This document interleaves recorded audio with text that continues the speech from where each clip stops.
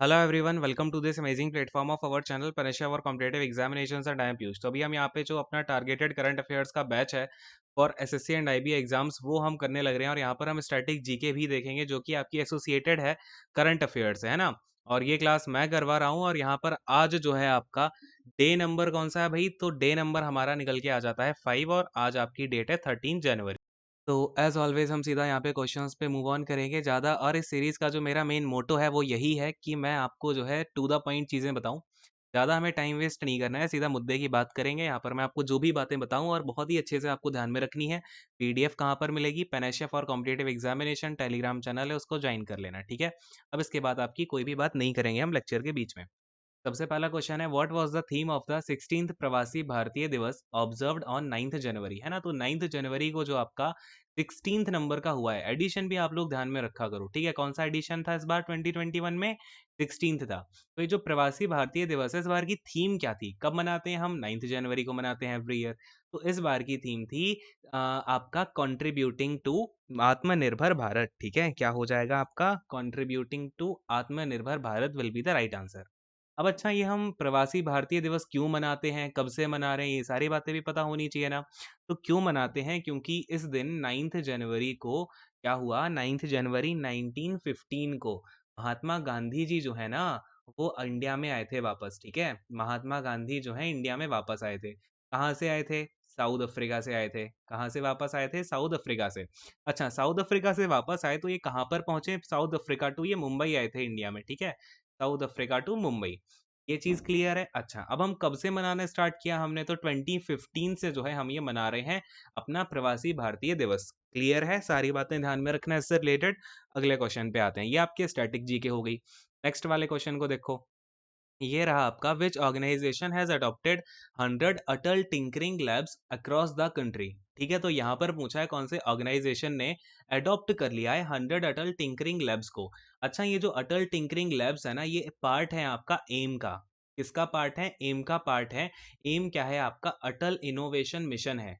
क्या है ये आपका? अटल इनोवेशन मिशन। इससे क्वेश्चन आपका पूछा जा सकता है, ठीक है, बड़े आराम से।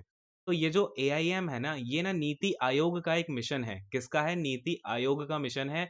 तो इससे रिलेटेड आपको कोई भी क्वेश्चन पूछ ले कि जो अटल टिंकरिंग लैब्स हैं वो किसका पार्ट है, तो नीति आयोग का, इसका जो एक मिशन है अटल इनोवेशन मिशन, उसका ये पार्ट है, ठीक है। अच्छा, अब कौन से ऑर्गेनाइजेशन ने इनको अडॉप्ट किया है?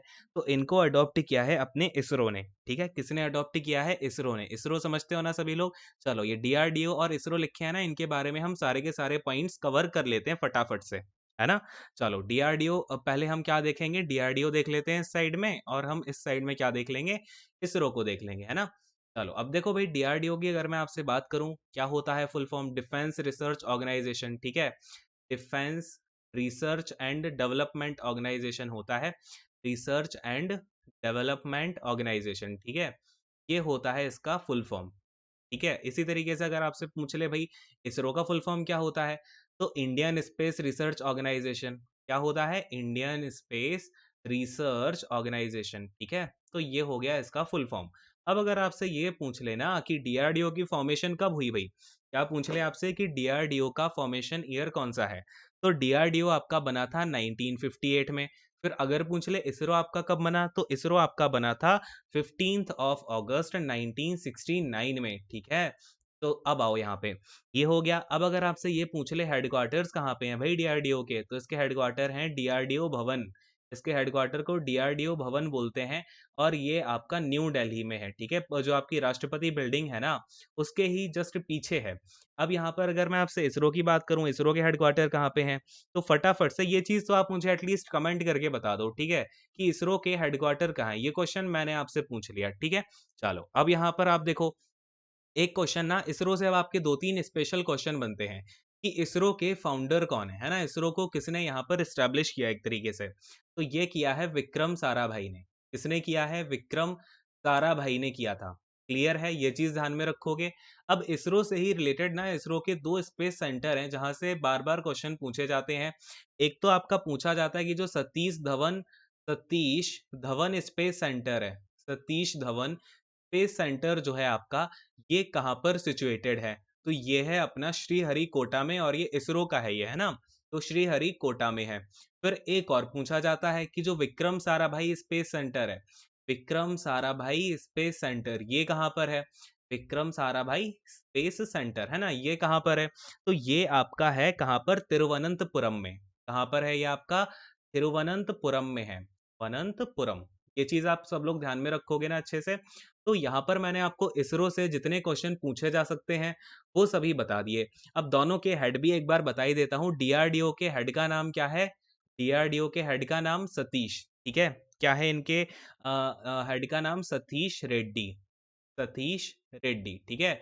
और अगर मैं आपसे बात करूं भाई इसरो के जो हेड हैं उनका नाम क्या है, तो इनका नाम भाई कौन नहीं जानता, के 7 इनका नाम है और इनको वॉन करमन अवार्ड मिला है, जो कि मतलब बहुत ही ज्यादा इंपॉर्टेंस अपने आप में रखता है, ठीक है। चलो नेक्स्ट वाले क्वेश्चन पे आते हैं। रिसेंटली मिला है और वो अवार्ड है ना 2020 के लास्ट में, इसलिए इंपॉर्टेंट है। अब है इरेडा है signed a MOU with which company for providing its technical expertise for developing renewable energy project। यहाँ पर जो इरेडा है, इरेडा के बारे में मैंने आपसे कल भी बात की थी। देखो आपका ये करंट अफेयर का क्वेश्चन कॉन्टिन्यूसली आ रहा है इरेडा वाला। तो इरेडा का फुल फॉर्म तो पता होना चाहिए भाई, बोलो जल्दी से क्या होता है? ये होता है इंडियन, इंडियन क्या होता है फटाफट से बोलो, जिन लोगों को मैंने कल बताया था, है ना, याद कर लो, इसलिए मैं बोलता हूँ क्लास में ही चीजें याद करनी है। Renewable energy, renewable energy development agency, development and then आपका ए से क्या हो जाएगा? एजेंसी हो जाएगा, है ना। तो ये हो गया इरेडा। अब इरेडा ने एमओयू साइन किया है कौन सी कंपनी के साथ में, है ना, कि ये अपनी टेक्निकल एक्सपर्टीज जो है वो प्रोवाइड करेगी। तो किसको करेगी? ये एनएचपीसी को करेगी। किसको करेगी भाई? एनएचपीसी को। अब इसलिए आपका एनएचपीसी आ गया पिक्चर में। अब अगर ये करंट अफेयर में आ गया तो हो सकता है आपसे पूछ लिया जाए कि भाई एनएचपीसी का फुल फॉर्म तो बताओ, क्योंकि ऑर्गेनाइजेशन के फुल फॉर्म बहुत पूछे जा रहे हैं आजकल एसएससी और जो आपकी एग्जामिनेशन है टीसीएस वाले। तो इसका फुल फॉर्म हो जाएगा national hydro electric, national hydro electric, hydro electric power corporation, ठीक है, पावर कॉरपोरेशन। तो ये हो गया आपका एनएचपीसी। अब इससे एक क्वेश्चन और बन सकता है कि भाई ये फाउंड कब किया गया आपका एनएचपीसी, है ना। तो ये फाउंड किया गया 1975 में। अब हेडक्वार्टर्स कहाँ पर है इसके? तो फरीदाबाद में है इसके हेडक्वार्टर। कहाँ पर है? फरीदाबाद में है। फिर एक क्वेश्चन और बन सकता है कि भाई इसके चेयरमैन एंड एमडी कौन है इस कंपनी के? तो इसके एमडी जो हैं वो है, इनका नाम अभय कुमार सिंह है। कौन है? अभय कुमार सिंह। ये क्वेश्चन क्यों पूछा जा सकता है? क्योंकि आपका करंट अफेयर में एनएचपीसी का नाम आ गया। एनएचपीसी का नाम आया मतलब आपको उसके हेड कौन है, उसका फाउंडेशन कब हुआ, हेडक्वार्टर कब हुआ, ये 3-4 चीजें, इसका फुल फॉर्म क्या है, ये तो पता होनी ही चाहिए, है ना। नेक्स्ट वाले क्वेश्चन पे आते हैं। What is the length of India's first double stack long haul container train? यहाँ पर जो इंडिया की ही नहीं, ये वर्ल्ड की भी, दुनिया की भी सबसे पहली और सबसे बड़ी ट्रेन है ये, जो कि डबल स्टैक लॉन्ग हाउल कंटेनर ट्रेन है। इसकी लेंथ कितनी है आपसे पूछा जा रहा है, ठीक है। अब दुनिया की सबसे बड़ी है तो भाई जानना तो बनता है ना। तो देखो दुनिया की जो सबसे पहली double stack long haul container train है वो इंडिया की है। लेंथ कितनी है इसकी? 1.5 किलोमीटर है, ठीक है। कितनी है? 1.5 किलोमीटर है। इस चीज को बहुत अच्छे से ध्यान में रख लेना, ठीक है। चलो, हाँ, अब इसको फ्लैग ऑफ किसने किया था? ये देखो, अब इसको फ्लैग ऑफ किसने किया? और पीएम मोदी ने किया। तो इंपॉर्टेंट तो भाई है ही, मोदी जी ने इसको फ्लैग ऑफ किया है, वर्ल्ड की सबसे बड़ी है। तो ये चीज हो गई। नेक्स्ट वाले क्वेश्चन पे आते हैं। देखो, the pioneers is a programme of which countries space agency? तो एक पाइनियर्स नाम का प्रोग्राम है, रिसेंटली करंट अफेयर में रहा है। तो ये किस कंट्री की स्पेस एजेंसी का प्रोग्राम है? बताओ जल्दी से। और ये 2020 में स्टार्ट किया गया, 2020 के लास्ट में। और अभी जो है इसके बारे में थोड़ा एस्ट्रोफिजिक्स की वजह से जो है ये आपका चर्चा में रहा, है ना। तो ये है यूएसए की स्पेस एजेंसी का, ठीक है। कहाँ की स्पेस एजेंसी? यूएसए की। यूएसए में कौन सी स्पेस एजेंसी है? बोलो फटाफट से। नासा, है ना। चलो फिर अब नासा के बारे में बात करते हैं, नासा से क्वेश्चन पूछे जाते हैं। देखो अब नासा का फुल फॉर्म क्या होता है, बताओ जल्दी से, किस किस को नासा का फुल फॉर्म पता है? फुल फॉर्म मैं नहीं बता रहा, चलो ये क्वेश्चन का आंसर आप लोग कमेंट सेक्शन में दोगे, ठीक है। और ये ना कमेंट, आपको लाइव चैट और कमेंट सेक्शन में फर्क पता है ना, कमेंट करना है ये आंसर। अब देखो यहाँ पर आपका नासा, अगर मैं बात करूं कब ये फाउंड किया गया, है ना। तो नासा का फाउंडेशन ईयर देखो, ये है आपका 1958, ठीक है। और अगर आपसे पूछ ले नासा के हेडक्वार्टर्स कहाँ पे हैं, तो भाई कहाँ हो सकते हैं? वॉशिंगटन डीसी में ही हो सकते हैं। तो अगर ये वॉशिंगटन डीसी में, ठीक है। चलो खैर, अब यहाँ पर अगर आपसे ये पूछ ले कि जो नासा है इसके राइट नाउ एडमिनिस्ट्रेटिव कौन है, एडमिनिस्टर कौन कर रहे हैं इसको, है ना। तो इसको एडमिनिस्टर कौन कर रहे हैं, ब्राइडेंस्टाइन कर रहे हैं, ठीक है, ब्राइडेंस्टाइन। क्लियर है। वैसे इनका पूरा नाम जिम ब्राइडेंस्टाइन है, तो ये चीज थोड़ी सी ध्यान में रख लेना। खैर, अब ये तो एडमिनिस्ट्रेशन हो गया। इसके बारे में एक क्वेश्चन और देखने को मिला था रिसेंटली 2020 के ही एग्जाम में, कि फाउंडर जो है नासा के उनका नाम क्या है। तो नासा के फाउंडर का नाम है आइजन हॉवर। क्या है इनका नाम, आइजन हॉवर जो है नासा के फाउंडर का नाम है। ये क्वेश्चन आपका पूछा गया, आई थिंक स्टेनोग्राफर के एग्जाम में पूछा गया था, ठीक है। चलो खैर, अगले क्वेश्चन पे आते हैं। Who has taken over as the MD and CEO of Indian Post Payment Bank? यहाँ पर जो इंडियन पोस्ट पेमेंट बैंक है, यानी कि जो आपका IPPB है, इसके MD और CEO कौन बन गए हैं, बताओ जल्दी से।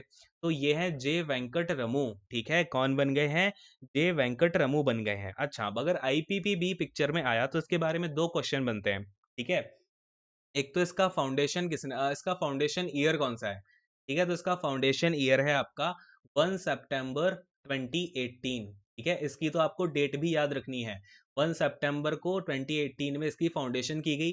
अगर आपसे क्वेश्चन यहाँ पर पूछ ले कि इसके हेडक्वार्टर्स कहाँ पर हैं, तो इसके हेडक्वार्टर्स हैं न्यू दिल्ली में। कहाँ पर हैं इसके हेडक्वार्टर्स, भाई न्यू दिल्ली में है। क्लियर है।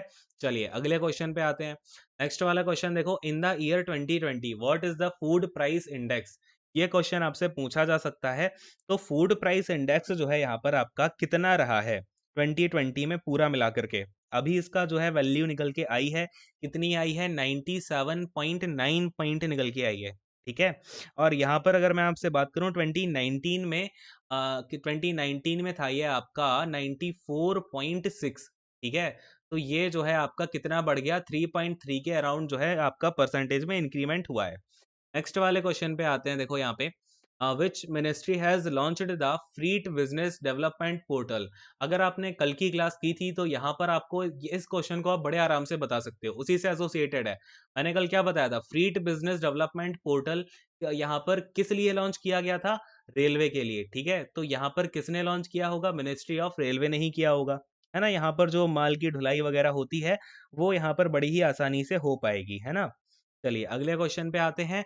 Virendra Kumar Paul has been appointed as the ambassador of India to which country. तो वीरेंद्र कुमार पॉल जो हैं ये इंडिया के एम्बेसडर बने हैं कौन सी कंट्री में, तो ये बने हैं सोमालिया में, ठीक है। कहाँ पर बने हैं, सोमालिया में। अब अगर मेरे सामने सोमालिया आ गया तो मैं क्या करूंगा भाई, सोमालिया के साथ में मैं सोमालिया की भाई कैपिटल तो देख ही लूंगा लगे हाथ, है ना।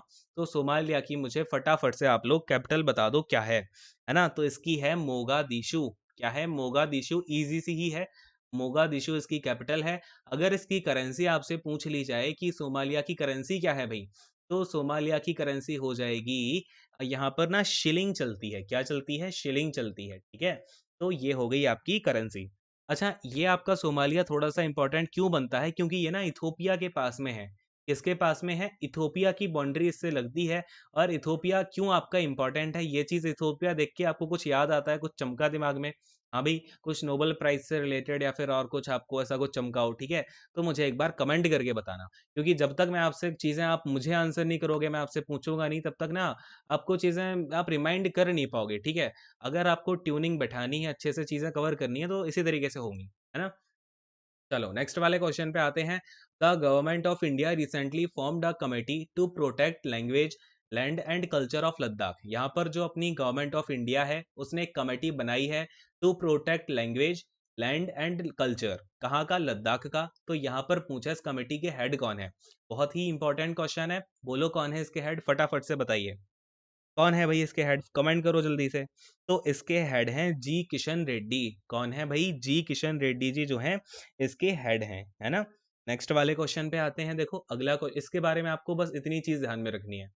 नेक्स्ट क्वेश्चन है, the president has promulgated an ordinance to merge the officer of which cadre with AGMUT cadre. अब ये कैडर समझते हो ना आप लोग, जो ऑफिसर होते हैं ना वो अलग अलग कैडर के होते हैं। अब ये AGMUT कैडर क्या है, आपसे ये पूछा जा सकता है ना। तो AGMUT का मतलब क्या है, ये पता है क्या, नहीं पता है तो अच्छे से नोट कर लेना। अभी क्या होता है ये, अरुणाचल प्रदेश, ऐसे क्या हो गया आपका, अरुणाचल प्रदेश हो गया, इसके बाद में गोवा, ठीक है, Arunachal Pradesh, Goa, Mizoram and union territories, है ना, एंड यूनियन टेरिटरीज कैडर, इसको ये बोलते हैं। इसका शॉर्ट फॉर्म क्या हो जाएगा, AGMUT, ठीक है, टेरिटरीज। तो ये बात है। तो जो आपकी AGMUT टेरिटरीज हैं, इनमें आपका कौन से ऑफिस, कौन से कैडर के ऑफिसर को मर्ज किया जा रहा है, तो ये किया जा रहा है आपके जम्मू कश्मीर के ऑफिसर्स को, ठीक है। ये चीज आप बहुत अच्छे से ध्यान में रख लेना। नेक्स्ट वाले क्वेश्चन पे आते हैं, इंपॉर्टेंट क्वेश्चन है आपके, ठीक है। अगले क्वेश्चन को देखो, यह है आपका, between which two state the first direct flight Kalaburagi to Tirupati was flagged off. अब यहाँ पर आपको कुछ नहीं आता है ना, तब भी आप इसको करेक्ट करके आ सकते हो। आपको क्या दिख रहा है भाई, तिरुपति है, तिरुपति कहाँ पे है, आंध्र प्रदेश में ही तो है तिरुपति। इतना तो सबको पता होगा ना, तिरुपति बालाजी टेम्पल तो गए होगे, नहीं गए हो तो इतना पता तो होगा, है ना। चलो खैर, यहाँ पर आपका आंध्र प्रदेश कौन से ऑप्शन में है, ओनली ऑप्शन नंबर 1 में है, तो ये आपको पता होना चाहिए। अब ये क्वेश्चन घुमा के कैसे पूछा जा सकता है, हो सकता है आपसे पूछ ले कि काला बुरागी कहाँ पर है। काला बुरागी जो साइट है या फिर जगह है, ये कहाँ पर है, तो ये है आपकी कर्नाटका में, ठीक है, कहाँ पर है, कर्नाटका में है। तो क्वेश्चन का आप तरीका समझो, है ना, यहाँ पर आपको क्या तरीका है, क्या बातें हैं, वो समझनी पड़ेंगी। अब ये जो आपकी पहली ये डायरेक्ट फ्लाइट चलाई जा रही है, कौन सी स्कीम के तहत चलाई जा रही है, उड़ान स्कीम के तहत, ठीक है। अब अगर ये उड़ान स्कीम निकल के आती है, तो मैं क्या करूंगा, इसके बारे में पता करूंगा भाई, कि उड़ान का सबसे पहले तो फुल फॉर्म, ये आपका एग्जाम में, आपके एसएससी के सीजीएल के एग्जाम में ही आ चुका है 2019 वाले प्री में। तो उड़े देश का आम नागरिक, क्या होता है इसका फुल फॉर्म, उड़े देश का आम नागरिक, ठीक है। तो ये हो गया उड़ान का फुल फॉर्म। अगर आपसे अब ये पूछ ले कि उड़ान हमने जो स्कीम है ये कब से लॉन्च करी, तो ये लॉन्च हुई आपकी 27 अप्रैल 2017 को, ठीक है, ये ध्यान में रखना। फिर हो सकता है आपसे ये पूछ ले कौन सी मिनिस्ट्री में आता है, तो ऑफ कोर्स यहाँ पे कौन सी मिनिस्ट्री में आएगा, आपकी जो एविएशन मिनिस्ट्री है उसके अंतर्गत आता है। क्लियर है। तो ये कुछ बातें हैं जो बहुत जरूरी हैं और आपको ध्यान में रखनी ही रखनी है। क्लियर है। अगले क्वेश्चन पे आते हैं। देखो नेक्स्ट वाला क्वेश्चन यहाँ पे, who has launched the mobile application for the digital calendar and dairy. यहाँ पर डिजिटल कैलेंडर और डेयरी के लिए मोबाइल ऐप लॉन्च किया गया है। किसने किया है इसको, फटाफट से बताइए। ऑप्शन में ना, यहाँ पर मैंने हमेशा बोला है, ऐसे क्वेश्चन में आप थोड़ा सा भी, आपके पास थोड़ी सी चीजें पता है, आपको ना एक काम करना है, सारे यूनियन मिनिस्टर जो हैं और उनकी जो मिनिस्ट्री है उसका पोर्टफोलियो, कौन से मिनिस्टर के पास कौन सी मिनिस्ट्री का पोर्टफोलियो है, ये आपको बहुत अच्छे से ध्यान में रख लेना है, ठीक है। जैसे अगर मैं यहाँ पर आपसे बात करूं, रमेश पोखरियाल कौन है, इनके पास कौन सी मिनिस्ट्री का पोर्टफोलियो है, तो इनके पास है मिनिस्ट्री ऑफ एजुकेशन। कौन सी मिनिस्ट्री आती है इनके पास में, अभी मिनिस्ट्री ऑफ एजुकेशन आती है, तो एजुकेशन का ऐप से क्या लेना देना, ये तो नहीं कर सकते इसको लॉन्च। अगर मैं प्रकाश जावड़ेकर की बात करूं, इनके पास कौन सी मिनिस्ट्री आती है, इंफॉर्मेशन एंड ब्रॉडकास्टिंग। कौन सी आती है, इंफॉर्मेशन एंड ब्रॉडकास्टिंग। तो ये देख करके मेरे दिमाग में ठनका कि अरे भाई ये तो ब्रॉडकास्टिंग वाली चीज ही तो है, इंफॉर्मेशन वाली, है ना। तो यहाँ पर अपना प्रकाश जावड़ेकर राइट आंसर हो जाएगा। अब यहाँ पर दो और बचे। अच्छा, एक क्वेश्चन का आंसर दो मुझे कि नरेंद्र मोदी जी के पास कौन कौन से पोर्टफोलियो हैं राइट नाउ, इनके पोर्टफोलियोज का मुझे नाम बताओ, कौन कौन सी मिनिस्ट्री मोदी जी के अंडर आती हैं। फिलहाल राजनाथ सिंह जो सबको पता होंगे, इनके अंडर कौन सी मिनिस्ट्री आती है, मिनिस्ट्री ऑफ डिफेंस। कौन सी आती है, मिनिस्ट्री ऑफ डिफेंस आती है। चलिए अब मोदी जी के पोर्टफोलियो देखते हैं, मोदी जी आखिर संभालते क्या क्या है ना। तो देखो, मोदी जी के पास एक तो है ministry of personnel, ministry of personnel. इसके बाद में आपका जो पब्लिक ग्रीवेंस एंड पेंशन है, ठीक है, कॉमा में है, ये पूरी एक ही मिनिस्ट्री है, ठीक है, comma public grievances and pension. तो पेंशन का जो आपका होता है नौकरी वगैरह का, या फिर जो पब्लिक ग्रीवेंसेस होते हैं, उसकी मिनिस्ट्री कौन संभाल रहे हैं, मोदी जी। तो अगर पेंशन वगैरह में कोई दिक्कत हो, शिकायत किससे करेंगे भाई, मोदी जी से ही करेंगे। चलिए अगले क्वेश्चन को देखो, डिपार्टमेंट ऑफ एटॉमिक एनर्जी जो है, डिपार्टमेंट ऑफ एटॉमिक एनर्जी का जो पोर्टफोलियो है, वो भी किसके पास में है, मोदी जी के पास में है, यानी कि पीएम के पास। अगला वाला जो आता है इंपॉर्टेंट, वो है डिपार्टमेंट ऑफ स्पेस, ठीक है, तो ये पीएम के पास ही रहते हैं मोस्टली, ठीक है। तो एटॉमिक एनर्जी और स्पेस का भी मोदी जी के पास में ही है, ये चीज आप ध्यान में रखना। चलिए अगले क्वेश्चन पे आते हैं। नेक्स्ट वाला देखो, Chitra Ghosh passed away recently was related to which profession. जो चित्र घोष जी थी, उनकी रिसेंटली डेथ हुई है, तो ये कौन से प्रोफेशन से रिलेटेड है। तो अब ये इंपॉर्टेंट किस बात से है भाई, ठीक है, चलो प्रोफेसर हैं, प्रोफेसर तो इतने सारे प्रोफेसर हैं, ये क्यों इतनी इंपॉर्टेंट है, क्योंकि ये जो है ना, ये नीज है, ये क्या है, नीज यानी कि भतीजी है, किसकी, सुभाष चंद्र बोस जी की, ठीक है, सुभाष चंद्र बोस जी की जो है ये क्या है, भतीजी हैं। तो ये चीज आपको बहुत अच्छे से ध्यान में रखनी है। ठीक है? और कहाँ पर थी? तो ये वेस्ट बंगाल में प्रोफ़ेसर थी। कहाँ पर? वेस्ट बंगाल में। चलिए ख़ैर अगले क्वेश्चन पे आते हैं। नेक्स्ट वाला क्वेश्चन देखो, what is the theme of international अखंड कॉन्फ्रेंस एडुकॉन 2020? जो आपका एडुकॉन 2020 हुआ है, इंटरनेशनल अखंड फेस्ट कॉन्फ्रेंस, इसकी थीम क्या थी? है ना? बताओ जल्दी से। क्या थी इसकी थीम? फटाफट से बताइए। तो इसकी थीम थी envisioning education for transforming youth to restore global peace. ये क्या थी इस बार की थीम रही है इसकी, है ना? तो ये चीज़ आपको बहुत अच्छे से ध्यान में रखनी है। अब ध्यान में क्या रखनी है? ये तो आप एक बार देखोगे, सारी चीज़ें आपके माइंड में फिट हो ही जाएँगी। अब इसका जो इनॉग्रेशन है ना, ये जो आपकी कॉन्फ्रेंस हुई, इसकी इनॉग्रेशन कौन कर सकता है? मुझे बताओ ज़रा सोच के। एजुकेशन से रिलेटेड है ना, ये दिख रहा है ना एजुकेशन से। तो एजुकेशन की जो मिनिस्ट्री है कौन सँभालते हैं? रमेश पोखरियाल। अच्छा, तो यहाँ पर अपना राइट आंसर क्या हो जाना चाहिए इनॉग्रेशन का? रमेश पोखरियाल जी, ठीक है? तो इस तरीके से आप चीज़ों में थोड़ा-सा अपना माइंड लगाओगे तो आप जो है क्लैरिफ़ाई कर पाओगे। अब रमेश पोखरियाल को एक नाम से और जाना जाता है, किस नाम से जाना जाता है? निशांक। और इस टाइप के क्वेश्चन आपके एसएससी सीजीएल में बहुत पूछे गए हैं, जो आपका 2020 में एग्ज़ाम हुआ था, ठीक है? चलिए, अगले क्वेश्चन पे आते हैं। देखो नेक्स्ट वाला क्वेश्चन देखो यहाँ पे, which country is to chair the Taliban and Libya sanctions committee and the counter terrorism committee of UNSC? तो यूएनएससी की, अच्छा यूएनएससी पता है ना, सिक्योरिटी काउंसिल।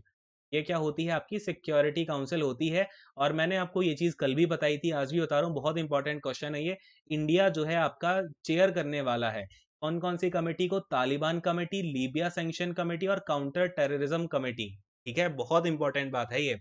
चलिए खैर अगले क्वेश्चन पे आ जाए क्या? चलो नेक्स्ट वाले क्वेश्चन को देखो यहाँ पे। अच्छा, यूएनएससी का एक चीज और देख लो। यूएनएससी यूएन सिक्योरिटी काउंसिल होती है, यूनाइटेड नेशंस, ठीक है? यूएन तो पता ही होगा सबको, यूनाइटेड नेशंस होता है। अब इसकी फॉर्मेशन कब हुई है इस काउंसिल की? तो ये हुआ 1945 में, ठीक है? और आते हैं खैर अब अगले वाले क्वेश्चन पे। देखो यहाँ पे नेक्स्ट क्वेश्चन है, what is the strike range of Fatah one weapon system which was test fired by Pakistan? तो पाकिस्तान ने, अब देखो भाई, फतह वन की जो है यहाँ पर एक टेस्टिंग की है। इसकी रेंज कितनी है पता होना चाहिए ना आपको भी।